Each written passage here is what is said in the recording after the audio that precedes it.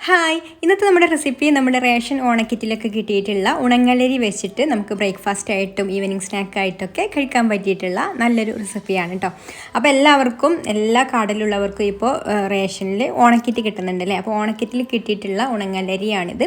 അതിൽ നിന്ന് ഞാനിതാ 1 കപ്പ് അരി എടുത്തിട്ടുണ്ട്. ഇത് നമുക്ക് ഈ ഒരു ബൗളിലേക്ക് ഇട്ട് കൊടുക്കാം. എന്നിട്ട് നമുക്കിത് നന്നായിട്ടൊന്ന് കഴുകിയതിന് ശേഷം വെള്ളം ഒഴിച്ചിട്ട് ഒരു 6-7 മണിക്കൂർ അല്ലെങ്കിൽ ഒരു 5 മണിക്കൂർ എന്തായാലും ഒന്ന് കുതിർത്ത് വെക്കണം. സാധാരണ പച്ചരി പോലെയല്ല, കുതിർന്ന് കിട്ടാൻ കുറച്ച് താമസമാണ് കേട്ടോ. അപ്പോൾ 5 മണിക്കൂർ എന്തായാലും വെക്കണം.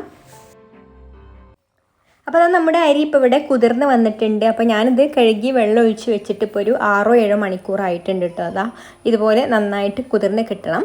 ഇനി നമുക്കിതിലുള്ള വെള്ളമൊക്കെ ഒന്ന് കളഞ്ഞിട്ട് നമുക്കിത് അരച്ചെടുക്കാൻ വേണ്ടിയിട്ട് മിക്സിയുടെ ജാറിലേക്ക് ഇട്ട് കൊടുക്കാം. ഇനി ജാറടച്ച് വെച്ചിട്ട് നമുക്കിതൊന്ന് അരിച്ചെടുക്കാം. അപ്പോൾ വെള്ളം ഒട്ടും തന്നെ ഇതിൽ ചേർത്ത് കൊടുത്തിട്ടില്ല കേട്ടോ. നമ്മൾ വെള്ളം ആ ഒരു കഴുകി ഊറ്റിയെടുത്തിട്ടുള്ള ആ ഒരു വെള്ളം തന്നെ ഉണ്ട്. അത് വെച്ചിട്ട് അരച്ചെടുക്കുമ്പോൾ അത് ഇതുപോലെ ആയിട്ട് കിട്ടും. കുറച്ചൊരു തരിയോട് കൂടിയിട്ടാണ് കേട്ടോ അരച്ചെടുത്തിട്ടുള്ളത്, ഫൈനായിട്ട് അരച്ചെടുത്തിട്ടില്ല. ഇനി നമുക്കിതിലേക്കൊരു 1/2 കപ്പ് തേങ്ങ ചിരവിയത് ചേർത്ത് കൊടുക്കാം. പിന്നെ ഒരു 4 ചെറിയുള്ളി ഇതുപോലെ ഒന്ന് മുറിച്ചത് ഇട്ട് കൊടുക്കുന്നുണ്ട്. ഇനി ഇതിലേക്ക് ഒരു 1/2 ടീസ്പൂണ് ചെറിയ ജീരകം ചേർത്ത് കൊടുക്കാം. പിന്നെ പാകത്തിനുള്ള ഉപ്പും പിന്നെ അരിഞ്ഞ് കിട്ടാൻ ബുദ്ധിമുട്ടുണ്ടെങ്കിൽ ഒരു 1-2 ടേബിൾ സ്പൂണ് വെള്ളം കൂടെ ചേർത്ത് കൊടുക്കാം കേട്ടോ. എന്നിട്ട് ജാറടച്ച് വെച്ചിട്ട് ഇതൊന്ന് അരച്ചെടുക്കാം. അപ്പോൾ അതായത് ഇവിടെ അരച്ചെടുത്തിട്ടുണ്ട്. പിന്നെ അരച്ചെടുക്കുന്ന സമയത്ത് വെള്ളം ഒരുപാട് ചേർത്ത് കൊടുക്കരുത്, വെള്ളം കൂടി പോയത് കേട്ടോ. ഇതിനേക്കാൾ ടൈറ്റായിട്ട് അരക്കാൻ പറ്റുന്നുണ്ടെങ്കിൽ അങ്ങനെ അരക്കുക, അല്ലെങ്കിൽ ഈ ഒരു രീതിയിൽ അരച്ചെടുക്കുക കേട്ടോ. തേങ്ങ അരഞ്ഞിട്ട് അതിലൊക്കെ കുറച്ച് വെള്ളത്തിൻ്റെ അംശമൊക്കെ ഉണ്ടാവും.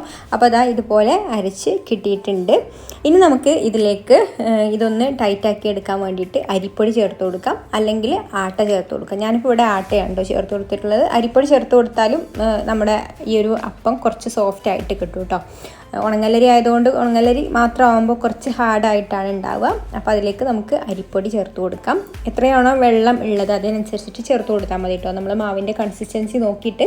അപ്പോൾ ഞാനിപ്പോൾ ഇവിടെ 1/2 കപ്പ് ആട്ടയാണ് ചേർത്ത് കൊടുത്തിട്ടുള്ളത്. അപ്പോൾ നിങ്ങൾ 1/2 കപ്പ് വേണ്ടി വരില്ല, കുറേശ്ശെ ചേർത്ത് കൊടുത്തിട്ട് കുഴച്ച് നോക്കിയിട്ട് അതിനനുസരിച്ചിട്ട് ആ ഒരു പാകത്തിനുള്ള നമുക്ക് ഉരുട്ടിയെടുക്കാനൊക്കെ ഉള്ള ഒരു പാകത്തിലുള്ള കൺസിസ്റ്റൻസി ആവുന്നത് വരെ പൊടി ചേർത്ത് കൊടുത്താൽ മതി. എന്നിട്ട് നന്നായിട്ട് തന്നെ കുഴച്ച് കൊടുക്കാം.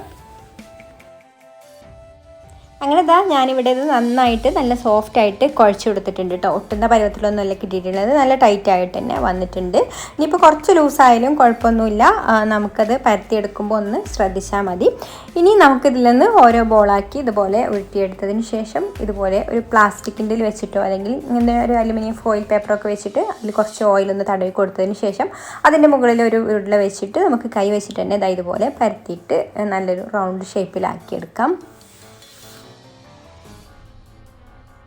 സൈഡൊക്കെ ഒന്ന് ഇതുപോലെ കൈ വെച്ചിട്ട് ഒന്ന് ലെവൽ ചെയ്ത് കൊടുക്കാം. അപ്പോൾ നല്ലൊരു ഷേപ്പിൽ തന്നെ കിട്ടിയിട്ടുണ്ട് കേട്ടോ. ഇനി നമുക്ക് ഇതിൽ നിന്ന് പതുക്കെ ഇങ്ങനെ എടുത്തിട്ട് നല്ല ചൂടായിട്ടുള്ള ഓയിലേക്ക് ഇട്ട് കൊടുക്കാം. ഓയിലിപ്പോൾ നല്ലതായിട്ട് ചൂടായിട്ടുണ്ട്, നല്ല ഹൈ ഫ്ലെയിമിൽ തന്നെയാണ് കേട്ടോ വെച്ചിട്ടുള്ളത്.